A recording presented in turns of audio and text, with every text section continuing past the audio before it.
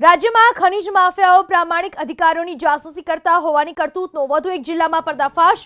મહેસાણા જિલ્લામાં ભૂસ્તર શાસ્ત્રીઓની કરી જાસૂસી। વોટ્સએપ ગ્રુપ મારફતે પ્રામાણિક ભૂસ્તર શાસ્ત્રીઓની કરાતી હતી જાસૂસી।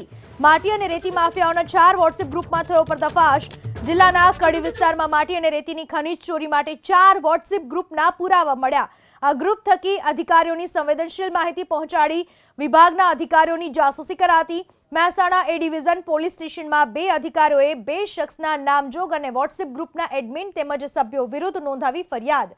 ગુનાહિત ઇરાદાના ભાગરૂપે જય શ્રી રામ, ઓનલી ગુજરાત ચેકિંગ, જય મહાકાલ, રામદેવ એક્સપ્રેસ, એસ્પિરિંગ રોડ જેવા નામથી વોટ્સએપ ગ્રુપ ચાલતા હતા। એટલું જ નહીં, વિભાગના પ્રામાણિક અધિકારીઓ ક્યાં ક્યાં છાપેમારી કરવા જાય છે એની જાણકારી પણ આ ગ્રુપમાં મૂકવામાં આવતી હતી।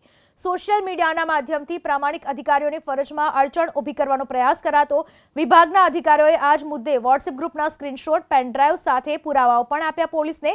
ગેરકાયદે પ્રવૃત્તિમાં સંડોવાયેલા તમામ વિરુદ્ધ કડક તપાસની કરી માંગ। આ માત્ર એક જિલ્લો નથી, સમગ્ર રાજ્યમાં અત્યાર સુધીમાં 6 જિલ્લાઓમાં આ જ પ્રકારે વોટ્સએપ ગ્રુપ અને જીપીએસ લગાવી જાસૂસી કરવામાં આવતી હોવાનો થયો છે પર્દાફાશ। મહેસાણા ભૂસ્તર શાસ્ત્રી કચેરી દ્વારા ફરિયાદ આપવામાં આવેલ છે। ફરિયાદની હકીકત મુજબ તેઓને 2 વ્યક્તિના એવા મોબાઈલ હાથ લાગેલા, જે મોબાઈલ એમણે ચેક કરતા મોબાઈલની અંદર અલગ અલગ વોટ્સઅપ ગ્રુપ જોવા મળેલ છે।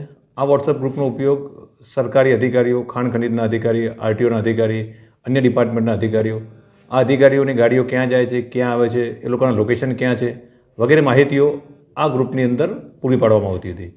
અને એના પાછળનો ઉદ્દેશ એવો હતો કે એમના કોઈ ગેરકાયદેસર ધંધા કરતા હોય ત્યારે કોઈ અધિકારી પકડવા કે રેડ કરવા જતા હોય તો અધિકારી ક્યાં છે અથવા એનું લોકેશન ક્યાં છે એ બધાને જાણ થાય એ માટે આ ગ્રુપ બનાવી અને અલગ અલગ અધિકારીઓના લોકેશન એમાં શેર કરવામાં આવતા હતા અને એ ગ્રુપના અલગ અલગ મેમ્બર દ્વારા કયા અધિકારી ક્યાં છે એની બધાને જાણ કરવામાં આવતી હતી।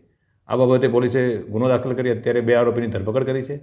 આ ગ્રુપના અન્ય સભ્યો કોણ છે, એ લોકો આ ગ્રુપમાં કેટલા એક્ટિવ હતા, આ ગ્રુપ બનાવવા પાછળના બીજા ઉદ્દેશ શું છે, કઈ કઈ ગેરકાયદેસર પ્રવૃત્તિઓ ચાલી રહી હતી, આ તમામ પાસાઓની તપાસ અત્યારે પોલીસે હાથ ધરેલ છે।